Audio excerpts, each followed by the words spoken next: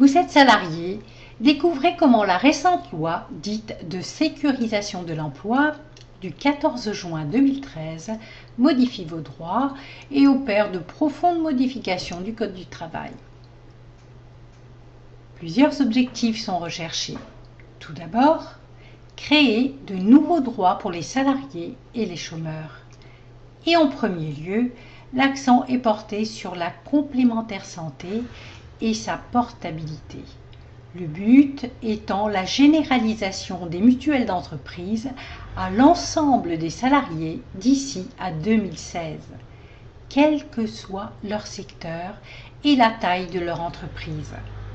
Cet article traite également de la portabilité de la garantie contre le risque décès, incapacité, ainsi que les risques portant atteinte à l'intégrité physique ou liés à la maternité. Vous trouverez les détails en page 4. Une autre priorité de la loi, faire de la formation professionnelle tout au long de la vie une obligation, afin qu'elle constitue un élément de la sécurisation des parcours et de la promotion des salariés. C'est l'article 5 de la loi. La mesure phare est constituée par la création d'un compte personnel de formation. Exercer une activité dans une autre entreprise sans risque et à la fin de la période, choisir éventuellement de retourner dans l'entreprise d'origine, vous en rêviez peut-être, c'est la mobilité volontaire sécurisée. Les détails sont en page 7.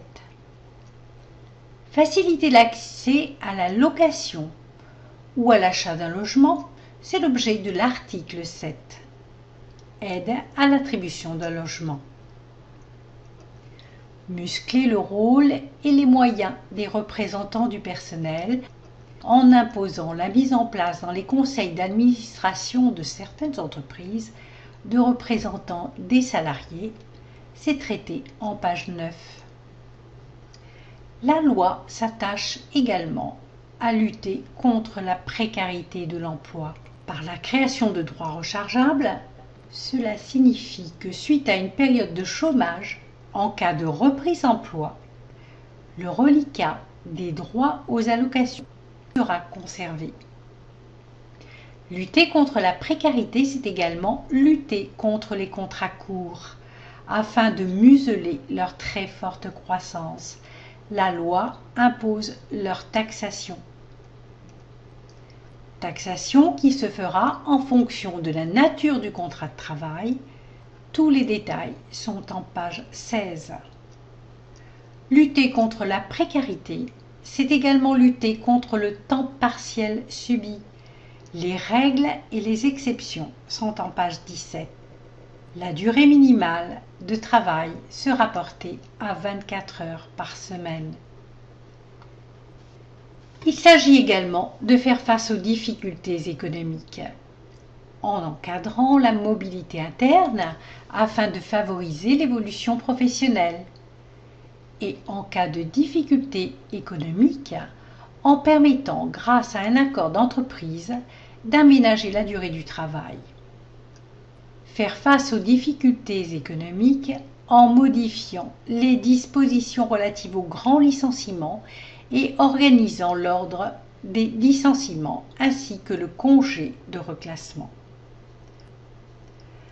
La loi modifie également les dispositions procédurales en droit du travail. Ainsi, si vous envisagiez une action prud'homale, sachez que désormais, la conciliation en bureau de conciliation pourra se faire sur la base d'une indemnité forfaitaire. Les détails sont en page 32. Les délais de prescription des actions en justice sont réformés. Qu'il s'agisse de la prescription de l'action ou de la prescription de la réparation. Nous sommes donc tous concernés par ces nouvelles dispositions. Vous pouvez dès à présent télécharger gratuitement le fascicule qui explicite tous vos nouveaux droits Il vous suffit pour cela de cliquer sur le lien. Et à cette occasion, vous recevrez également en bonus l'ouvrage intitulé La preuve en matière prud'homale. Bonne lecture et à bientôt sur le blog.